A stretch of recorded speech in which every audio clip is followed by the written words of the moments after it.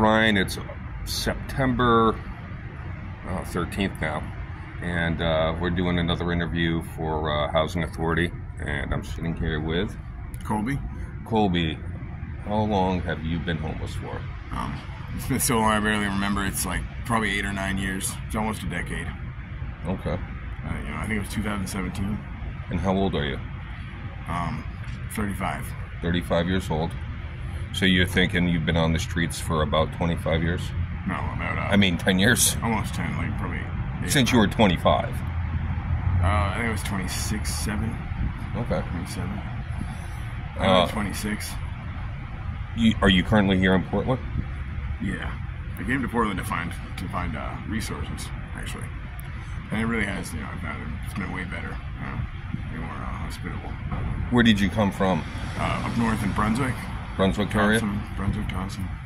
I actually had a place I could stay in Thompson, but it was really not an appropriate kind of like setting. It was like an old woman who gave me her spare room, but she, it's like not my address, and she couldn't have me like living there and stuff. It's like, Yeah, I've been there. I couldn't just keep like doing that basically. So you came down here to Portland about how long ago? I came down to Portland probably about like 3 years, 4 years after I became homeless. Okay. I'd come to Portland a few times just to see like the resources and stuff. I heard about Preble Street and Oxford Street and all that. And so that's eventually I just kind of like slowly migrated here and just stayed. So yeah, let's talk about the resources in this area. Have you stayed ever at any of the shelters, like the Oxford Street or Riverside? I stayed at the Preble Street, Overflow, and that's Oxford Street. I stayed at Oxford Street for several years, like 3 years or so. And then they closed down basically. Yeah. That was when they closed down. And then for a while I worked with the GA, and I was trying to work with the Opportunity Alliance, but they ended up shutting down the program I was on the wait list for. But with the GA I was able to stay in a hotel room for a while.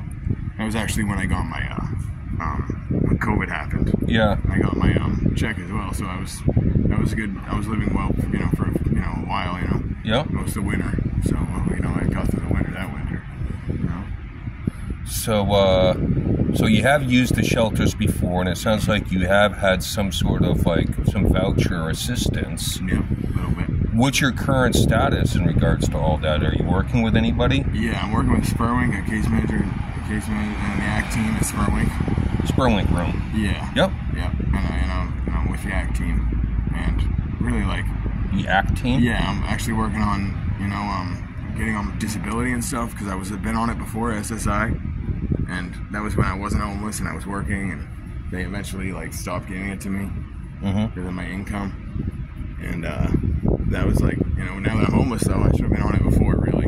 Yeah. It took me that long, but now I'm finally doing it, and I really I'm really basically dead set on getting off the streets now at this point. So you really don't want to be on the street? I'm not, and I never really wanted to be, but I kind of accepted it, and I just kind of was like, I hear you, copacetic or whatever, I guess. No, I know it turns into a bit of a mind fuck once you're out. It's like quicksand. Exactly. It's hard to get off the streets, basically. All right. It sounds like you're accessing some resources. Exactly, and I think I do need to work a little bit more on that. There's the peer support center over there that used to be Amistad. Yep. I've heard they have a rapid rehousing program, which would be actually cater to me. Yeah. And I don't know why I wouldn't be doing that. I really need to go speak to them too. And I just got preoccupied. Do you have a cell phone or any way to be contacted? No, actually, that's the thing. It sucks. So you have to physically make contact with Spurwink. Exactly. And how often do you go down to Spurwink? Honestly, maybe every couple of weeks. Okay. Should be going more every day, really. But I mean, that would be, maybe not every day even. But they have so many resources there. Yeah, I mean, you could check in there once a week. Yeah, exactly. At least once a week, pretty much would be perfect. Well, listen, I'm not here to preach or tell you anything. I was out here. I know what it's like, so. Yeah, exactly. And the thing is, I'm thinking about how cold it's starting to get. Where'd you sleep last night? I know, right? I didn't even sleep last night. I was walking around, basically. Oh, I fucking hate that shit. Yeah. But I got this like warm ass hoodie. I found this blanket last night, so that'll keep me warm, you know, for now. That's Once winter comes, you know, it's like I really don't want to do another winter out here.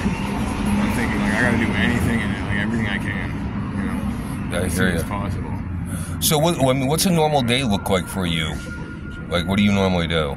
Honestly, like I'm basically out here like begging, just trying to get enough money just to get through the day. Basically, I also suffer with an addiction and stuff. So you currently have an addiction you're dealing with? Yeah. You know, I mean, like, so basically, it's just like an endless cycle. Yeah. You know? Would you consider going through a rehab into sober housing if that was a pathway to? See, that's like actually something I really, you know, I don't think it's for me. You know, I've been through that before, and it just doesn't work out for me. You know, I tried getting into sober housing, and I can't even do the 12-step. Is what it is. Like they all want 12-step programs and stuff. And to me, that's just crazy. It's just like actually just a trigger, and it's just like it wouldn't work for me. Like it just like you know, I don't respond to that program. You know, that kind of. Are you diagnosed with anything beyond? Yeah, I have schizoaffective disorder. I'm a schizophrenic, so. You been up to Spring Harbor before? No, but I've been to Acadia before.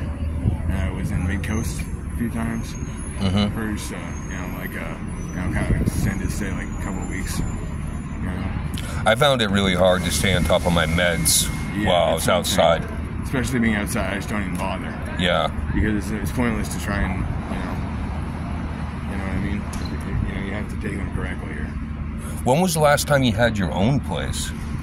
Honestly, like, literally, like, before I became homeless, right before I became homeless.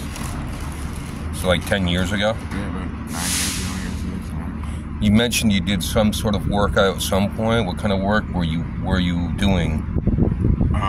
Yeah, I mean, like, I was working in, like, restaurants and stuff when I could, and landscaping and stuff.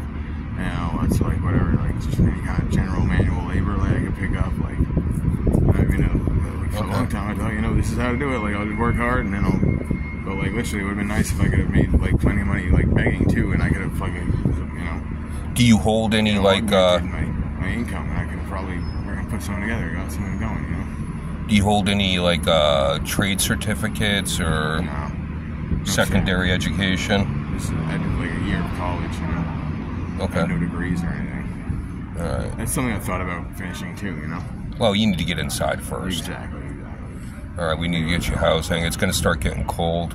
Have you been out to the Riverside shelter yet? No, and that's another thing. It's like it's just so far away from town and stuff, and you know I just feel like it's just like sort of would just kind of just feel like weird for me, and like you know I've heard it's kind of like almost like a prison there. It's like feels like a prison. It's run like a prison kind of thing. Yeah, we hear that type of stuff. Yeah. All right, as far as like nightlife around, or your night experiences and sleeping, and do you have to deal with any sort of like, you know, violence, any physical violence out here, physical threats? No, not really. No, I wouldn't say so. Good. Yeah. How about contact with law enforcement? Pretty rough, but like, all the time. They are like literally like almost like our personal like friggin' like you know like watchdogs or something. They're out here and we're out here, and so they're constantly running up against us. And you know, I feel like it's pretty unfair, you know, because it's like this is our home kind of thing. You know, like you know, so you're coming into our home basically and judging us and like putting you know all that weight of like judgment over us when you know it's like you know we're just ordinary people too. You know? I know, you're just trying to survive. Pretty much, yeah. Yeah. All right. Well, I guess that kind of answers that. Is there anything that you'd want to add, a personal experience or any advice to the people that are going to be watching this in regards to helping? Yeah, you know, I think like maybe the solution's a lot more simple than like people think, you know? Okay. Like it's like almost just like you know, like the situation with like housing and the economy is just so fucked up, you know? And that's like where the answer is. It's like there's so many fucking places that are not being like you know not being rented out and stuff, and like landlords are losing money and they can't find tenants, you know, and there's so many homeless people. It's like I feel like the answer really lies in like you know kind of like some kind of like what's the word you know just like like synergy or like working together, like bringing like people together, you know. Community. Like, yeah. You know, like it really does lie with the community. You know? Yeah. It's like a social fucking concern. It's a social issue. Like people don't want to deal with it. They don't want to face it. It's a reality, you know.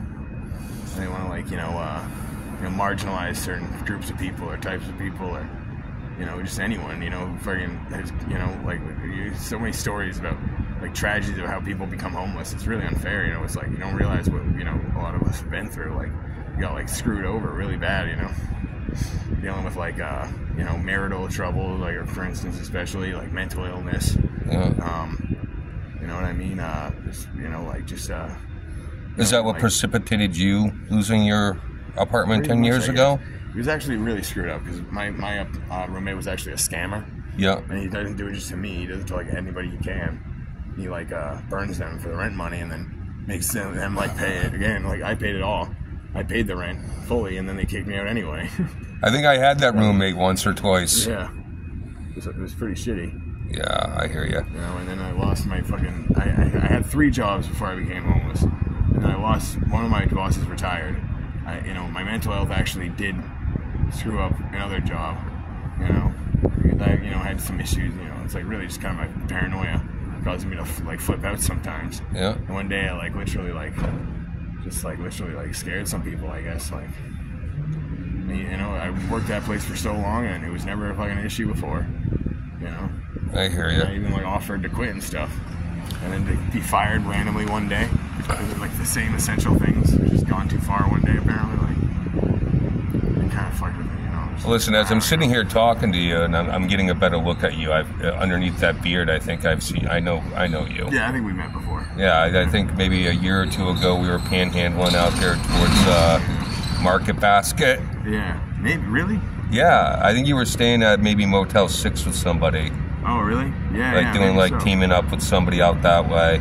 I mean that might have been when COVID. Was that during COVID? It was right around. Yeah, because I was out on the street. I stayed at Motel 6. Yeah. Right. Well, here. All right. Thank you, bro. Just show that to the camera real quick. Right there. You got 20. Yep.